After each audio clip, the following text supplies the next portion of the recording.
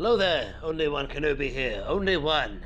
I just wanted to do a video. I didn't at all expect to watch The Mandalorian tonight. I am in the UK, and The Mandalorian / Disney Plus is not available over here. So I actually, to be honest with you, completely forgot that it was even on or had premiered yet. I knew it was November in Australia and in USA, obviously, even Netherlands. So what it is I got home from work and I turned on my, my phone or whatever, and I noticed on my phone a review from Mr. H Reviews, and he said, and that guy is not easy to impress, I don't think, but he basically done a video spoiler review of The Mandalorian, and he said that he loved it, and I thought, wow, if he liked it, because he doesn't suffer fools gladly, that guy. So I decided, well, I know what I'm going to do now. I'm going to have a look around. I'm going to be honest with you, the only way I could watch it is by looking at it on a dodgy, hooky channel. So I'm not advocating people, but obviously that's the only choice I have, isn't it? And if you are in the UK, how else are you going to do it? So that should be a lesson to Disney, that. I don't know what the absolute palaver is about getting it over in the UK, but myself and all my compadres, or whatever you want to call them, people in the UK, what are we going to do? All we have to do, we're not going to wait till March, are we? That's ridiculous. So I watched a bit of Mr. H's review, which had some spoilers in it, so I watched a little bit of that. To be honest, what he said didn't spoil it, He mentioned a few things, and of course I will say a few things now that might be information about the episode, so if you don't want to hear it, don't watch, but if you aren't bothered, listen on. So I watched it, and I thought it was awesome. It was really great. It was just an easy watch. You watch it and you got sucked into it all. So fantastic, really good. I just wanted to obviously start off by saying about my initial disappointment that, we can't watch it with everybody else, because I would gladly hand over my money for Disney Plus. I'm a big Star Wars fan. I'd get more out of it than just watching The Mandalorian. I'd be able to watch the Clone Wars and, other stuff as well. I believe it's National Geographic and stuff on there, so I get a lot out of it. So it starts on an ice planet, which is really interesting, and then there's a really cool kind of bar cantina scene, very Western, gunslinging, and he doesn't say very much, and it's fun. He doesn't have to. He looks so good. Mando armor is the best. I'm glad this whole series, I was just thinking about this, because there's a final scene just now with an IG droid. He actually goes, bounty droid. So he calls it a bounty droid. I've never heard them call that before. I don't know what his actual number is, this IG droid, but he was cool seeing him in action. Because, IG-88 in Empire Strikes Back is really static and doesn't move, and you think to yourself, he looks like a rubbish droid, he looks pathetic. But I tell you what, he moved, man. And his head swiveled, so it was awesome. He was on it. So he's in it. And I was just, the thought crossed me right at the end. I thought, how would it be cheesier if it was Boba Fett and IG-88? Because it almost looked like those two on a little adventure. But there may be spoilers ahead. Here's the first spoiler for you. He kills that IG droid. He shoots him in the head for the little twist of what was going on at the end there. So, but it's quite cool. At the very end of The Mandalorian, when the show finished, it was 38 minutes long. They showed some really comic style. The end credits were brilliant. I loved that. Cartoony comic style thing, and it was just like watching like the credits of a cartoon in the 80s or something. It was brilliant. So maybe it's just designed like that to hook people like myself in, definitely.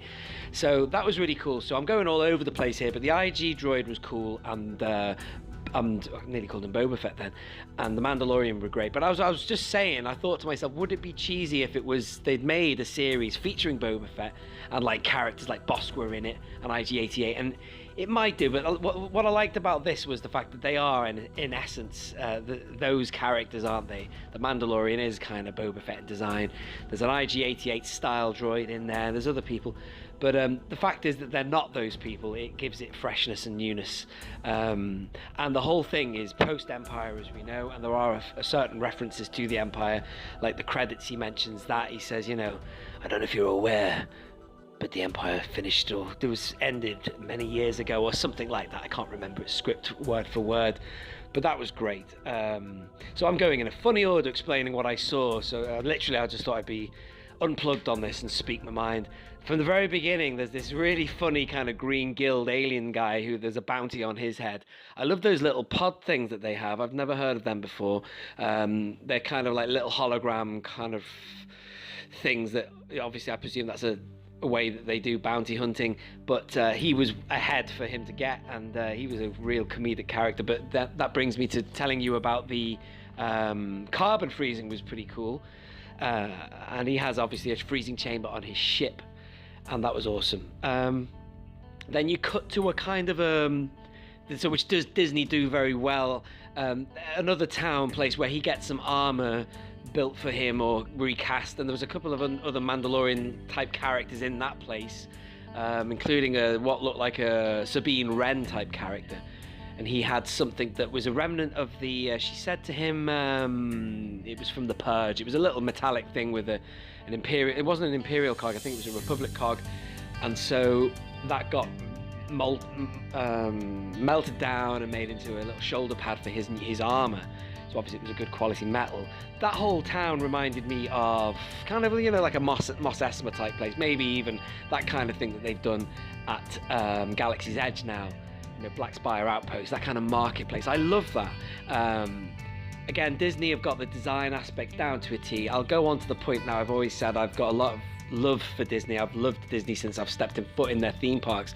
They know what they're doing, and it's no surprise that they've presented it so well, because even going back to when I went to places like I don't know if I'm going off point here, but when I went to the way before the Disney acquisition of Star Wars, I went to places like the Animal Kingdom and stuff like that. I remember the Phantom Menace was coming out, and I just remember walking around those places thinking, wouldn't it be great if there was a Star Wars theme park done like this? Because, you know, they've got the cultural aspects there and stuff in those places. But anyway, the set design was fantastic. Disney have done a brilliant job, obviously spent a lot of money on it. I thought it was brilliant. Let me know what you thought if you saw it. Maybe, well, there's a lot of people who follow my channel who are American. I've got loads of Aussies. If you've got Disney Plus, let me know what it's like, Disney Plus. What are the other things they've got on the menu? As for me, I watched it on a dodgy website, so you know, that's all we can do, isn't it? So if they'd only sorted out their business in good time, I wouldn't have had to do that. What else can I tell you about it, man, other than it was really good? And oh yes, so the thing at the end, it was this kind of like Yoda type character, and he even says, you know, oh, it's 50 years old, how can that be? So Mr. H did mention that in his video. The Yoda species, we don't know what it is, but there was another type of Yoda character going back to the Phantom Menace called Yazzle or something like that. So obviously there's more than one Yoda floating around everywhere. It's just the species is a mystery. But here's another one. So what this little green creature is all about is interesting. Very interesting. So I don't know what that's about. This will be the hook for the series, I guess. But he has this little thing with the Yoda character, the Yoda baby, because he sort of holds out his hand like, it's quite cute actually, but he blasts this IG droid and kills that because he wants to protect this little Yoda character. So how it all will play on from here, I don't know. I'm just really pleased I managed to watch it tonight, because I thought to myself, you know, Disney being Disney and a big company, they're going to put all sorts of blocks and restrictions on any sites duplicating it because they're going to lose revenue or whatever. But I'm glad I could see it that way, because I've got no choice, no Disney Plus in this country here. Anyway, thank you very much for watching. I'm going to keep it shuttered off at that point there. There's nothing more I can say, other than, as I say, leave your thoughts, comments below. Thank you very much for listening, and this has been Only One Kenobi. Only one.